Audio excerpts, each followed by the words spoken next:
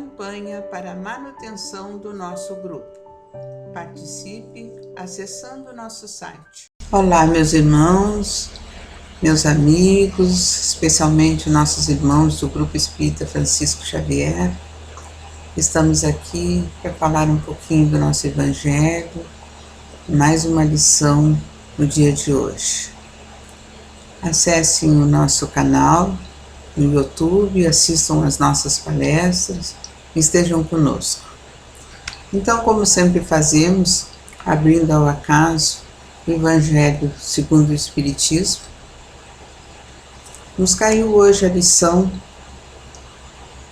do capítulo 17. Sede perfeitos. E o item 11. Cuidar do corpo e do espírito. Então vou ler um trechinho aqui para nós comentarmos depois. A perfeição moral consiste na maceração do corpo.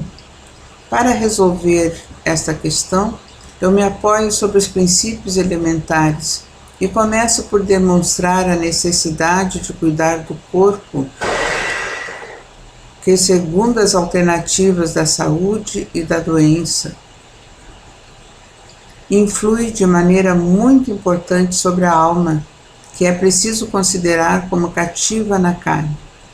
Para que essa prisioneira viva, divirta-se e conceba mesmo as ilusões da liberdade, o corpo deve estar são, disposto e vigoroso. Sigamos a comparação. Ei-los, pois, em perfeito estado, ambos, que devem fazer para manter o equilíbrio entre as suas aptidões e as suas necessidades tão diferentes? Aqui dois sistemas se defrontam, o dos ascetas, que querem abater o corpo, e o dos materialistas, que querem rebaixar a alma, duas violências que são quase tão insensatas uma quanto a outra. Ao lado desses grandes partidos, formiga a numerosa tribo dos indiferentes que, sem convicção e sem paixão, amam tibiamente e gozam com economia. Onde, pois, está a sabedoria? Onde, pois, está a ciência de viver? Em nenhuma parte. E esse grande problema permaneceria inteiramente por resolver se o Espiritismo não viesse em ajuda aos pesquisadores, em lhes demonstrando as relações que existem entre o corpo e a alma, e em dizendo que uma vez que são necessários um ao outro, é preciso cuidar de ambos. Amai, pois, vossa alma, mas cuidai também do corpo, instrumento da alma. Desconhecer as necessidades que são indicadas pela própria natureza é desconhecer as leis de Deus. Não o castigueis pelas faltas que o vosso livre-arbítrio fê-lo cometer, e das quais ele é tão irresponsável como é o cavalo mal dirigido pelos acidentes que causa. Sereis, pois, mais perfeitos, se martirizando o corpo, com isso não ficais menos egoísta, menos orgulhosos e pouco caridosos para com o vosso próximo? Não, a perfeição não está nisso. Ela está inteiramente nas reformas que fareis vosso espírito suportar. Dobrai-o, submetei-o, humilhai-o, mortificai-o. É o meio de torná-lo dócil à vontade de Deus e o único que conduz à perfeição. Geórgios, Espírito Protetor, Paris, 1863. Olha a lição de hoje, né, meus amados? Cuidar do corpo e do espírito. E às vezes ficamos, né, pensando, como é que eu vou cuidar do espírito? Do corpo a gente até sabe, né? Cuidar do corpo. A gente sabe que precisamos manter higiene, né? Precisamos nos cuidar, precisamos nos manter assim, tranquilos, ativos, né? Porque o corpo é uma máquina, precisa de exercício, precisa de cuidado, precisa também de alimentação correta, precisa de descanso, precisa de higiene. Tudo isso nós sabemos. E cuidamos do nosso corpo, não é? Quanto mais agora, precisamos estar atentos, né? Tomamos as vacinas quando necessário, tomamos a medicação certinha quando é necessário, né? Cuidamos do nosso corpo, trocamos as nossas roupas, lavamos, higienizamos. Mas e do espírito? Como é que a gente cuida do espírito, né? O espírito também precisa de cuidado, precisa de alimentação, precisa de higienização, né? Como é que eu vou higienizar o meu espírito? Como é que eu vou cuidar do meu espírito, né? Sabemos que o corpo é a casinha do nosso espírito. Então, corpo e espírito precisam estar em sintonia, né? Precisam estar bem, precisam estar os dois agindo da mesma forma. Mas não é fácil, não é muito fácil conseguirmos isso. E aí, com o espírito, a gente precisa também alimentar o nosso espírito. Como é que a gente alimenta o nosso espírito? Alimentamos o nosso espírito através da oração, dessa comunhão com Deus. A oração é mais rápida de que qualquer internet que a gente tem aí. A oração nos liga imediatamente com o Pai. Direto, né? Sem escala. E independe de quantos megas a gente possui. Ela nos faz essa união com o Pai. E essa oração fortalece o nosso espírito. Ela nos faz ficar mais fortes. E alimenta o nosso espírito, nos une ao Criador, né? Fica a criatura e o Criador unidos nessa força que a oração tem e que a oração nos traz, né? Ao nosso corpo e ao nosso espírito, ao nosso ser como um todo. E o nosso espírito, então, é que nos faz ir para frente, né? Nosso espírito é que comanda o corpo. O nosso espírito é que nos dá o ânimo, nos dá a coragem, nos faz pensar em melhorar a cada dia, né? E entre o corpo e o espírito, nós sabemos que tem o perispírito, não é? E este perispírito, que é também imaterial e que nos faz, que onde começam ali todos os nossos problemas físicos, né? Começam no perispírito. Primeiro, a gente lá sente uma tristeza, uma melancolia, sei lá o quê, o pensamento fica batendo naquela mesma coisa, até que são atingidos os nossos órgãos físicos e vem a doença. Doenças essas que têm várias causas, podem ser psíquicas, podem ser até genéticas, mas são estimuladas pelo nosso pensamento negativo, né? Por isso a gente precisa tanto cuidar do pensamento. E é tão difícil, né, mantermos o nosso pensamento sempre positivo, né? Manter a nossa vida no positivo. Para isso Deus nos deu muitas e muitas coisas que a gente pode fazer. Uma delas é já falei, a oração, né, que nos liga a Deus, nos coloca em contato com o Pai. Mas também boas conversas, boas companhias, boa música, né? Trabalhar com as crianças, contar histórias, tudo isso nos faz ficar bem, tudo isso alimenta o nosso espírito, né? Tudo isso nos dá aquela coragem que às vezes nos falta, aquele ânimo que às vezes o desânimo, né, fica batendo na nossa porta e a gente fica tão sem coragem, tão sem ânimo. Então, essas coisas todas alimentam o nosso espírito. E nós temos, não é, o nosso guia, o Evangelho segundo o Espiritismo, que está ali, né, na nossa mão sempre, e que a gente abre, sempre tem uma lição que é para nós, não é para mais ninguém. É uma lição que a gente às vezes pensa, isso aqui é fulano que tinha que ler. Não, não é o fulano que tinha que ler, somos nós mesmos que precisamos ler. Nós mesmos que precisamos não só ler, mas também colocar em prática essas lições. Por isso, né, meus amados, que a gente precisa ter sempre à mão ali o nosso Evangelho, para que a gente possa ler, meditar e também fazer as transformações necessárias, a reforma íntima que todos nós procuramos e que sabemos que é tão difícil fazer, né? Então, que a gente possa usar esse instrumento, né?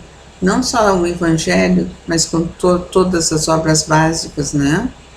Nós que trabalhamos numa casa espírita, ler o livro dos médiuns, né? O que é o Espiritismo, o livro dos Espíritos, ler, reler, ler cada frase, e entendendo o que ela nos diz, abrindo a nossa cabeça devagarinho para essas lições novas, né?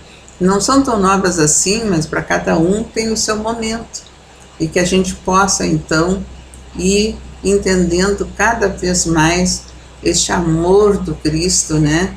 Que nos deixou essas lições todas através de parábolas, para que a gente possa agora, no momento certo, entendê-las, né? E que tenha aquele resumo que a gente já sabe: amar a Deus sobre todas as coisas e o próximo como a si mesmo. Como às vezes a gente não se ama, a gente não se gosta, a gente não gosta do outro. Como é que eu vou amar o próximo se eu não me amo? Né? Então eu preciso começar a me amar, a gostar de mim, do jeito que eu sou. Porque esse jeito que eu sou hoje é o melhor que eu já consegui nas minhas várias encarnações.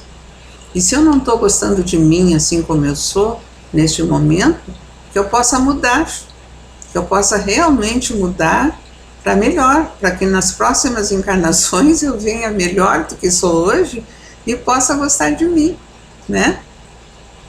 Gostando de mim, eu começo a gostar dos outros, porque o outro é sempre um espelho daquilo que eu faço, principalmente aqueles que moram com a gente, né? A família que está mais próxima. Às vezes a gente já olha, já vê o defeito do outro e não enxerga o nosso, né? Mas está ali nos mostrando.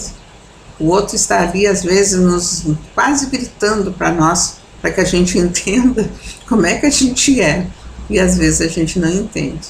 E às vezes a gente ainda bate pé, né? Eu sou assim, já nasci assim, né? Quem gostar de mim, que goste do jeito que eu sou. Não, não é assim. Vamos mudar.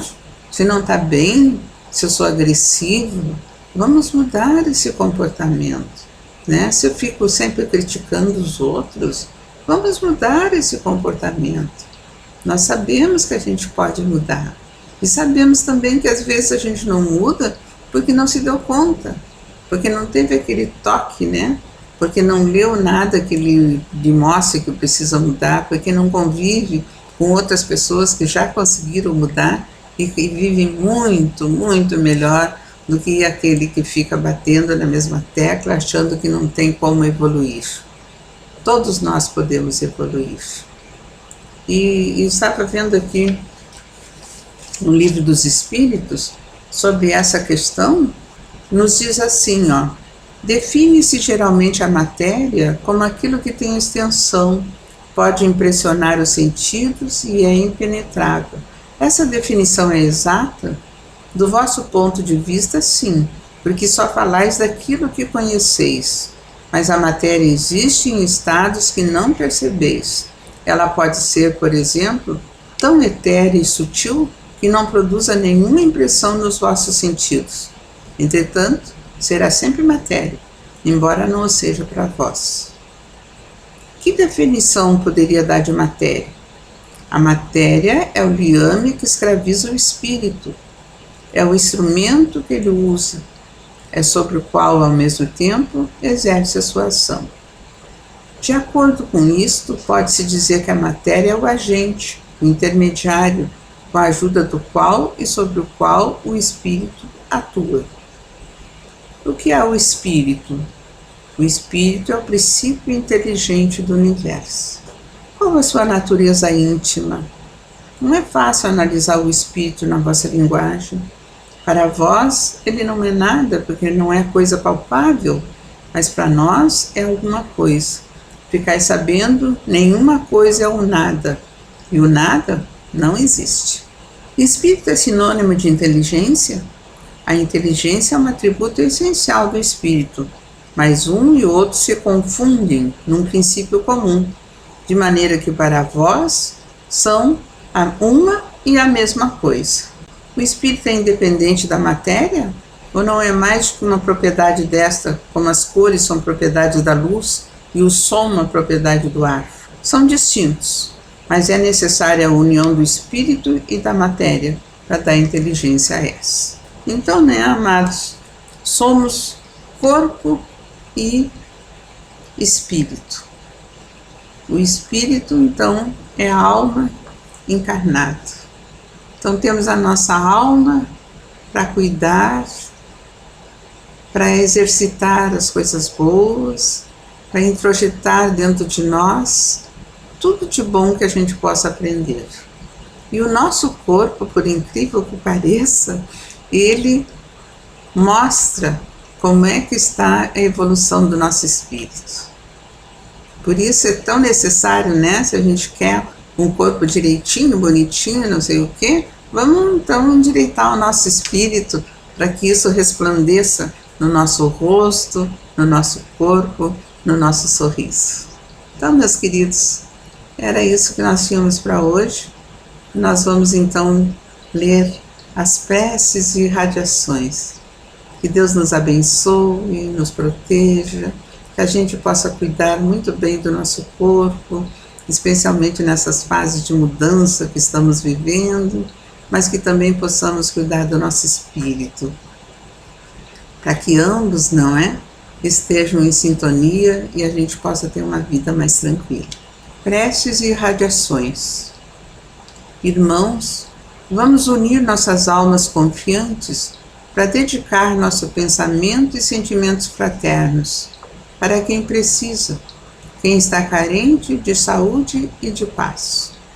Convidamos todos os irmãos a manterem seus corações e pensamentos, vibrando nas preces que faremos a Deus a partir deste momento, em favor daqueles a quem endereçarmos as nossas vibrações. Prece para os enfermos.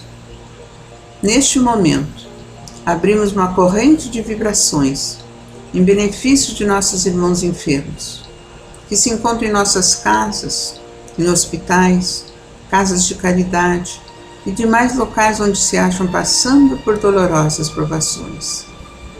Senhor, pedimos alívio para estes irmãos, que o teu infinito amor permita que os divinos mensageiros possam deles se aproximar, suavizando-lhes o sofrimento.